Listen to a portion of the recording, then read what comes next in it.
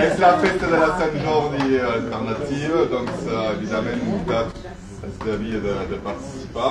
Enguany tenim doncs hem iniciat a l'inici de l'any un cicle sobre la identitat i el geni nord-català per definir un poc què és el geni nord-català i què és la identitat nord-catalana. Hem rebut bastants autors, escriptors i avui és dedicat a una relectura del Petit Llibre de Catalunya Nord, doncs com la gent sap és el fonament ideològic de l'unitat catalana i doncs és en Joan que ens farà l'anfitrió amb el Miquel Maiol i la Bragant de Nivet que han acceptat de participar. Una altra cosa, us distribuiré amb el Joan un petit sondeig, que és una enquesta ràpida, si podeu contestar, sobre la percepció d'unitat catalana que té la gent. Doncs és en francès perquè serà distribuït després dins d'altres llocs més totalment francesos, sortides de supermercats, etc. Doncs, si podeu completar, seria superbé. Simbolis, i voilà, res més. I dono la paraula de seguida al Joan. Doncs, moltes gràcies d'haver vingut a tots. Avui presentarem de manera una mica informal, tots junts, podeu intervenir si voleu, al Petit Llibre de Catalunya Nord. També aprofitem per fer un homenatge als meus pares, la Montserrat Bioschi i en Llorenç Planes, que han defensat el català tota la seva vida. S'han conegut a l'Universitat Catalana d'Estiu al 69, a la primera Universitat Catalana d'Estiu. El meu pare ha començat a escriure el Petit Llibre de Catalunya Nord el 71 a Algèria, quan feia la cooperació. Doncs amb en Miquel Maiol va veure una mica quina era la realitat de l'època. Doncs hi havia tot un grup de joves que tornaven a pensar al país. I el meu pare, quan va ser en cooperació, en va aprofitar per replegar totes aquestes idees i començar a escriure el llibre en contacte amb els joves d'aquí i amb en Miquel Maiol.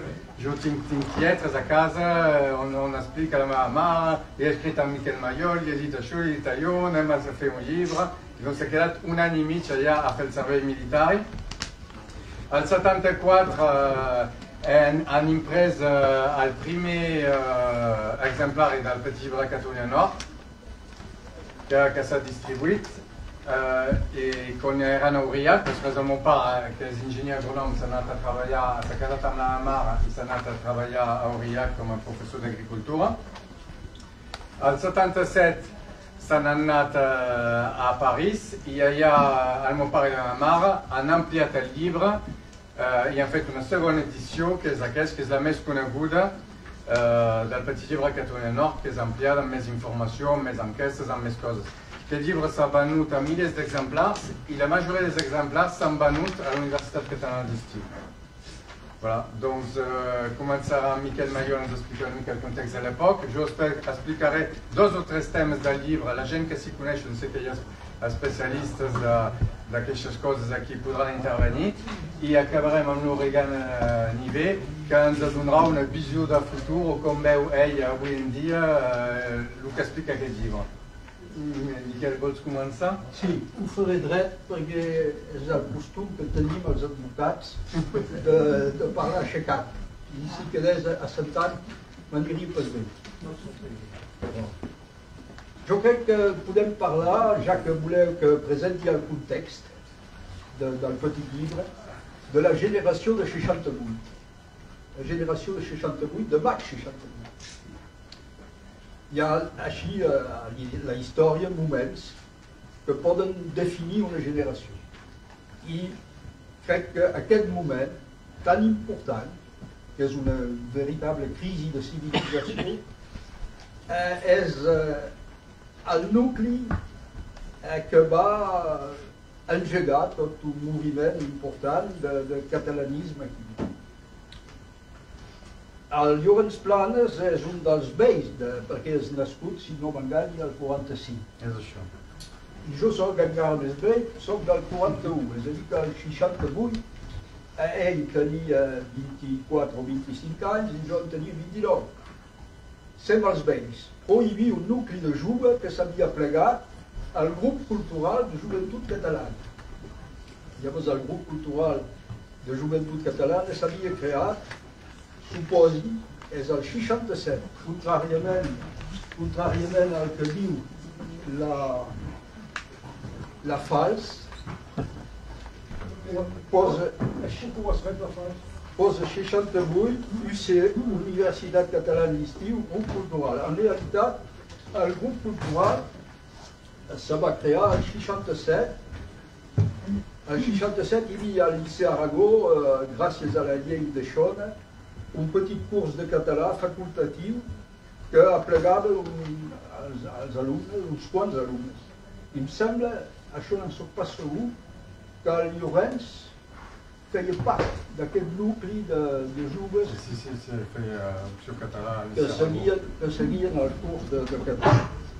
Doncs aquesta generació va tenir un impuls considerable gràcies a aquesta crisi de civilització que va afectar l'estat francès, i molts de nosaltres vam engegar un moviment fort, podríem dir. Vam crear el 69 el grup Guillem de Cabestany, un grup d'animació cultural.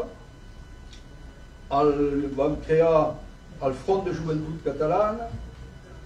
L'any següent, el Comitè Rossellonès d'Estudis i Animació, imitant el COEA de Robert Laffont a Montpellier. El CREA va editar la FALS, el primer número surt el 1970. Teniu allà tota una sèrie de primera pàgina de la FALS. La fundació de l'Esquerra Catalana dels Treballadors al 72. Llavors l'Esquerra Catalana és un partit que es vol d'alliberament nacional i social, inspirant-se evidentment del marxisme de l'Esquerra.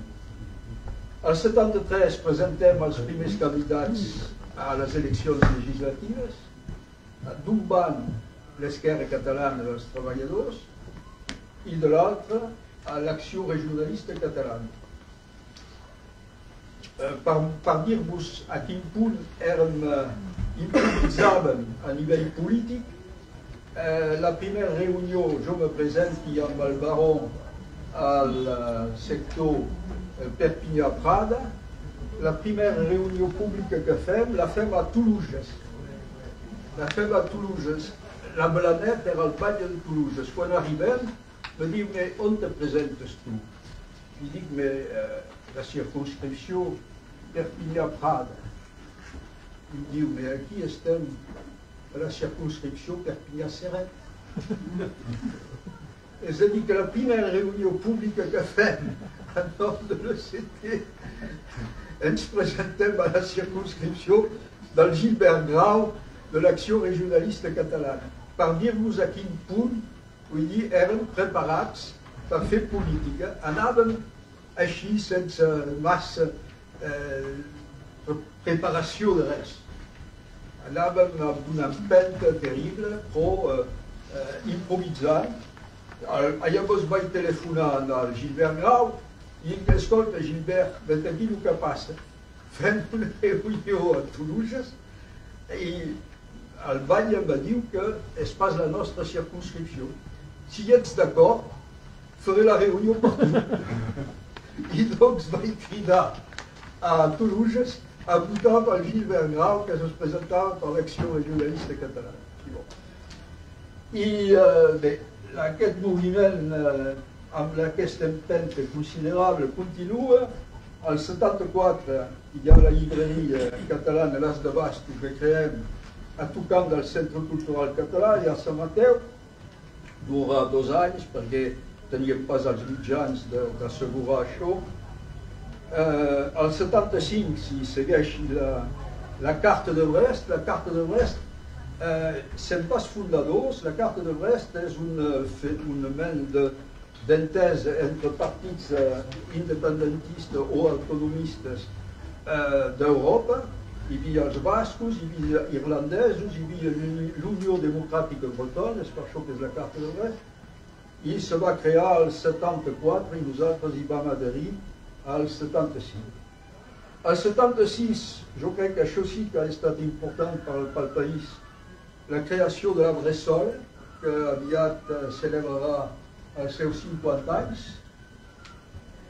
I llavors, al 77, per mi, és la fi de l'ECT. Al 77 se produeix l'escissió de l'ECT. És a dir, que érem una quinzena, i hi ha 6 que se'n van i que funden l'ECT bis. És a dir, que hi ha dues esquerres catalanes als treballadors al 77, durant un cert temps, sent obligats, i això els hi perdonaré pas, d'anar al tribunal per tenir la propietat de la FALS, perquè volien també editar la FALS, mais la FALS tenia un director gerent, que era el Jaume, i doncs aquí teníem un recolzament jurídic, podíem anar, i efectivament vam anar al tribunal francès, vam ser obligats de fer un ple davant de la jurisdicció francesa per defensar el nostre òrgan de premsa i van ser obligats, llavors van fer la nova FALS. Però jo crec que aquesta escissió, de fet, el moviment va continuar 2 anys o 3, però aquesta escissió va marcar la fi. Llavors voldria precisar les col·laboracions d'en Llorenç amb la FALS, perquè ho cal precisar. El Llorenç, des de l'inici, va ajudar la FALS i, per exemple, a l'inici van publicar, sota el seu nom, un poema de lluita d'un poeta del Vallespí, Llorenç Planes. És un dels pocs moments on posem el nom Llorenç Planes, perquè després ha volgut que s'utilitzés un pseudònim Pere Petit i ha publicat una desena d'articles amb el nom de Pere Petit amb el pseudònim, perquè suposi que com que era funcionari volia pas que sortís del seu nom. Però aquí, a l'inici de la FALS, li publiquem un poema que s'intitula Punys en l'aire, i vos ho llegiré per homenatge i acabaré així la meva presentació general. I veureu que és molt interessant perquè dona una idea d'aquest dinamisme, d'aquesta força que teníem arran del maig 68. Punys en l'aire, punys al vent. Boscs de punys per l'ali roig de les banderes. Remens al vent volen els cors. Que hi passi, que hi pensi, que hi creixi la vida nova. Sos ulls centellejants de les noies, com aigua blava dels estanys, sos punys alçats dels joves, com rocs ferrenys companys, alts, ben alts, més alts fins a l'espai. Bandera roja com roselles al sol, com espigues i gel. Obrers de cases negres i aixelenes feixisats que les mans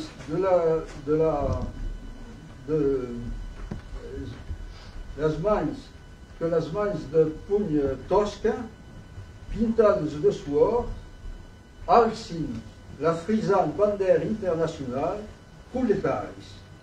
Voilà un exemple, diguem, de camp de lluita d'un milieu que viu aquest moment de 68, com tots ho vam viure, i que ha donat aquesta gran empenta al moviment català. Merci.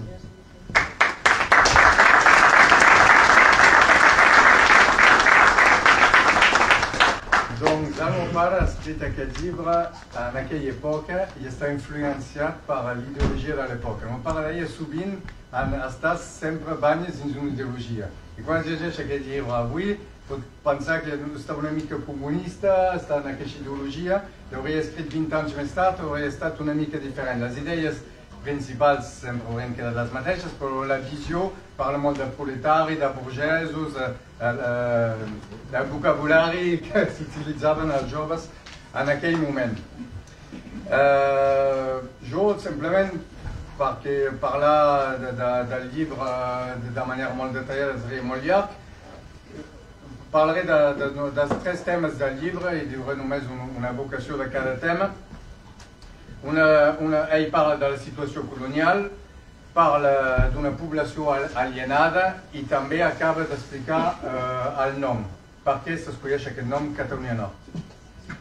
La situació colonial són els catalans, el meu pare i la gent de l'època van agafar moltes idees d'en Robert Laffont, que és algú que va analitzar el colonialisme interior i va inventar el tema del colonialisme interior. En Robert Laffont va morir el 2009 i va defensar tota la seva vida els gens minoritaris, la diversitat cultural, la descentralització política i va doncs fer el colonialisme interior. Per ell, el colonialisme interior hi havia diverses coses, la desigualtat cultural i lingüística, feia que l'estat francès ha imposat el francès com a única llengua oficial, reprimint les llengües pròpies d'aquestes regions. Això suposa una pèrdua de drets culturals i d'identitat. Doncs el fet que aixafis l'identitat d'un país i pots l'atrevidell. Després, l'altre fenomen del colonialisme interior és de prendre tota la feina i totes les ressources de la regió que colonitzes interiorment. Doncs les indústries, totes aquestes coses van cap a París i aquí només ens queda el turisme i fer hortolans i coses d'aquestes. I forçosament tot això va amb la negació d'identitat. I en el llibre, el petit llibre Catalunya Nord, com que ell és a Algèria, fa paral·lelismes entre la manera dont la França es cuida d'Algèria i la manera dont també es cuida de Catalunya Nord. I veiem tots aquests problemes i per què nosaltres som considerats com colònies i tot això. També parla, un altre dels temes que també coneixem tots, és l'alienació cultural que cau d'aquest colonialisme interior. Doncs com França fa pujar el mite de França, no permet a la gent d'aquí d'estudiar la seva història, no els permet d'estudiar la seva llengua. Quan, per exemple, posa exemples, diu, els professors fan estudiar el francès als alumnes, sovint no saben parlar català, quan el saben no el parlen, i podrien aprendre el francès als alumnes utilitzant el català com a eina, perquè hi ha sonoritats que en català els participants passats en català senten i podríem utilitzar el català com a eina per aprendre el francès. Però perquè volen completament destruir el català no l'utilitzen. També parlarà de la cosa que tots coneixem, és el prestigi social del francès i com la gent, a poc, per tenir feina, per pujar socialment, per anar cap als burgesos, no parlen català als seus nens i a poc el català es va esborrant de la vida social aquí. Com això tots els que som aquí ho sabem, aquelles èpoques d'anys 60 on les parelles parlaven francès entre elles, parlaven català entre elles, però parlaven francès amb els nens. Doncs hi ha tot un paràgraf on estudiarà tota aquesta alienació cultural i donant ell algunes idees sobre quines solucions es poden utilitzar. No sé si volia potser llegir una cosa, perquè ell dona unes solucions, parla dels intel·lectuals, perquè hi ha com un grup d'intel·lectuals catalanistes i diu com els intel·lectuals poden influenciar en la societat. Doncs llegiré un paràgraf sobre això. Una de les tasques dels intel·lectuals ha de ser, doncs, evitar de separar-se del poble o evitar que el poble se separi d'ells. És possible que el poble rebutgi totalment els intel·lectuals i la llengua catalana i el senti com estranger. En tot moment han d'afirmar llur identitat amb els catalans del nord. I un perill molt greu per a ells és que es deixin assimilar a un annexe de Barcelona. és a dir, un annex d'una realitat espanyola. La llengua catalana corre el perill de passar per la llengua forastera. Per això, els intel·lectuals, quan parlen català, tenen el deure d'utilitzar les formes dialectals. La intel·ligència s'ha de lligar estretament al poble. Per us donar una idea una mica de la manera que està escrit aquest llibre. Després hi ha un paràgraf molt interessant, és per què ha escollit el nom de Catalunya Nord. Doncs al començament aquí la gent es deia, en aquell moment s'utilitzava molt Rosselló, rosselloneses. El problema de la paraula Rosselló és que no parla de les altres comarques, doncs el Capcir, el Conflent, totes les altres comarques, i doncs no és realitat. També és una manera de no utilitzar la paraula catalana, perquè com diuen aquí som rosselloneses, de fet en la paraula Rosselló no surt la paraula catalana. Just això de dir som rossellonesos no ens permet de parlar de tot el nostre territori, Catalunya Nord. Després hi ha per què Catalunya Nord i no Catalunya del Nord. Doncs per mon part és molt important de dir Catalunya Nord perquè la Catalunya del Nord també pot incloure Figueres, no és una cosa que sigui ben bé clara al nord d'un país on comença on s'acaba. Doncs la Catalunya del Nord pot ser Figueres, pot ser l'Empordà, pot ser d'altres... No ha de començar precisament aquí a França. Doncs ell proposa de dir Catalunya Nord perquè així permet que mostra realment que aquí tenim una situació molt particular.